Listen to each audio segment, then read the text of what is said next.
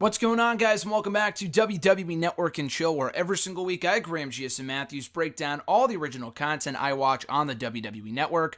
Today we're talking the latest installment in the WWE Chronicle series, spotlighting Becky Lynch. This aired on the network right before TLC on Saturday. It was quietly added to the original specials, the original section on the network. I didn't find out about it until I was at work on Saturday night. I'm like, holy shit, this looks great. The last three Chronicles have been awesome. They did one on Shinsuke Nakamura for WrestleMania weekend, one for Samoa Joe over SummerSlam weekend, and another on Dean Ambrose, which I talked about here on the show a few weeks ago, right before Survivor Series. I think that aired on the Saturday night before Survivor Series. This was no different, airing on Saturday before TLC. So I'm not sure if it's going to be still a Big Four pay-per-view thing. I mean, obviously TLC is not a Big Four pay-per-view. This network documentary, it was a mini chronicle. The other chronicles are about an hour in length. This one was only 25 minutes, so only really about a half of what it normally is. But it was still great. I thought it was timely just because Becky Lynch was and has been the talk of the town lately going into the TLC pay-per-view this past Sunday, where she competed against Charlotte and Asuka in a three-way triple threat match for the SmackDown Women's Championship, a TLC match. So this mini doc kind of starts off with Becky Lynch finding out that she can't compete at Survivor Series against Ronda Rousey in the main event, what was supposed to be, I would assume, the main event, because it was the most talked about match in the entire show.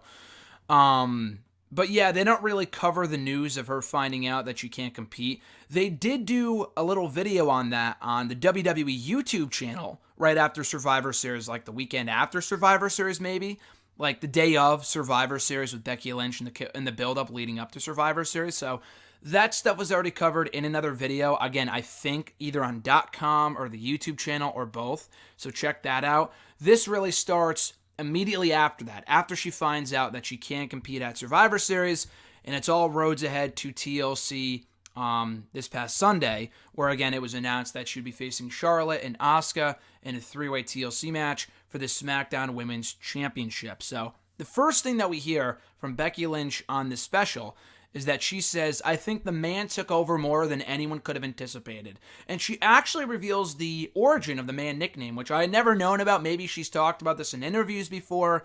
I'm not sure. But she revealed here that she was talking to Mick Foley at a hockey game just recently, that she would start calling herself the man. Because Mick Foley would always call her the man. Like, you're the man, you're the man, you're the man. And she's like, you know what, I'm going to start using that on TV. And she even said that people were already bringing signs into the shows calling her the man. So it was kind of like destined to be, and it stuck, obviously. That's when things are getting over. Like a la Austin 316, people were wearing, not the t-shirt, obviously, but the fucking signs and shit saying Austin 316 on them. Immediately followed his promo from King of the Ring 1996. And I'm not saying Becky Lynch is the next Stone Cold Steve Austin, but she had a similar effect when she started calling herself the man a few short months ago. She said, "I am stronger and better than I have ever been, despite the injury and despite getting her face broken right before Survivor Series."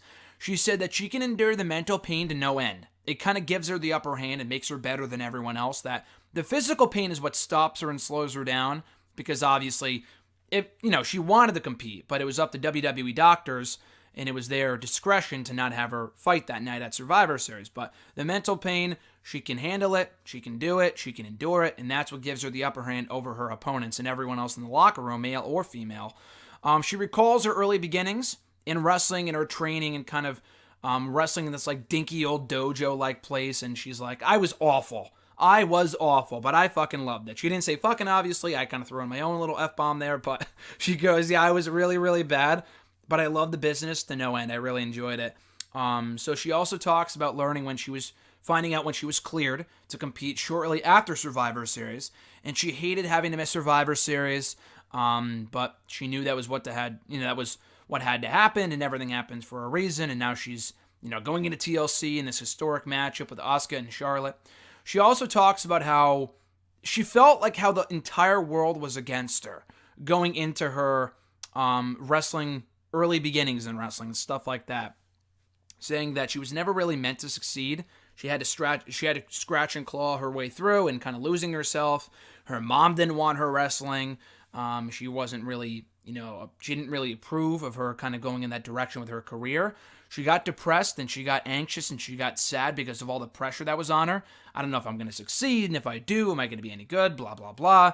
She said, I know what I meant to do because I lost it all. And she's talking about the time where she stopped wrestling altogether many, many years ago before trying out all these other jobs because she didn't know what her future in wrestling held.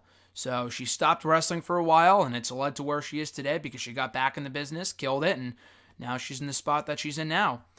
She goes back to her hometown gym, and when I say hometown, it's not like Ireland or anything, but like her current hometown where she currently lives, that being in Venice, California. She starts off with her first workout since getting cleared. She says, fitness never lets me down. I can always bank on it to get me in a great mood, get me feeling great. She tells herself to keep going. And she said, don't stop, that's how you make it. And physically, she feels great.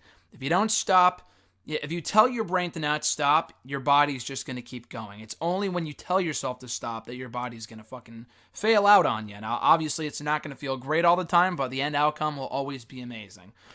Is basically what Becky Lynch tries to get across here. She even reveals a fun little fact for you.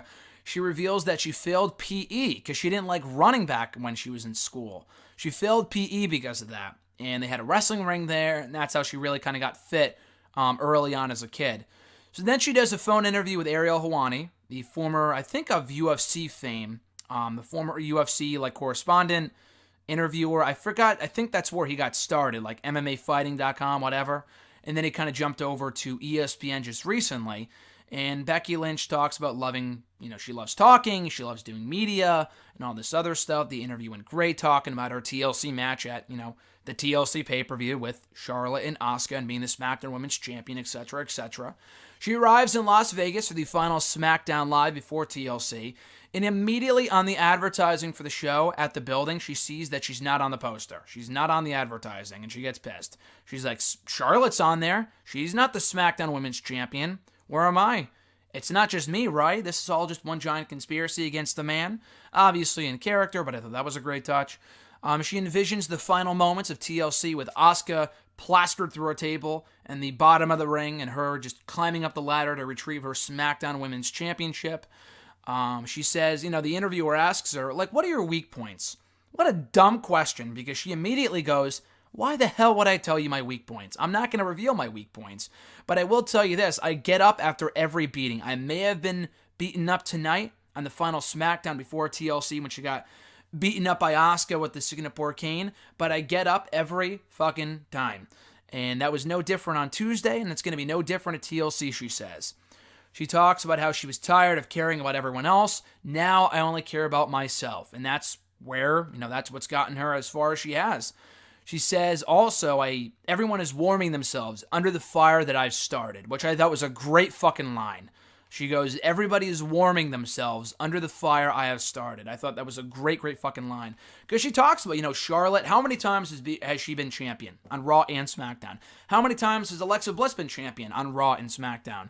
Yet neither of them, really nobody on the main roster, has gotten people to talk about women's wrestling, or really just been the talk of the town in general, and gotten that championship to be the most relevant and prestigious thing in all of wrestling right now, which is obviously arguable, than Becky Lynch. She was the one who accomplished that. She even says, I have elevated WWE's women's division unbelievably, like nobody else ever could.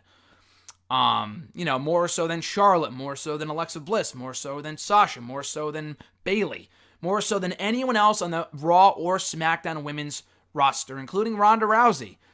She has been the one that everyone's been talking about since she went heel, became the man, and became the SmackDown Women's Champion. Becky Lynch is solely responsible for, elevating the women's division in recent months, at least on the SmackDown side. And, obviously as of this recording, as I record this, the TLC pay-per-view is yet to air, so maybe it did main event the show, I'm not exactly sure. But still, her match was easily the most anticipated outing at the TLC pay-per-view on Sunday. And that was all thanks to Becky Lynch. So I thought this was a great special. Again, they probably could have even gone longer.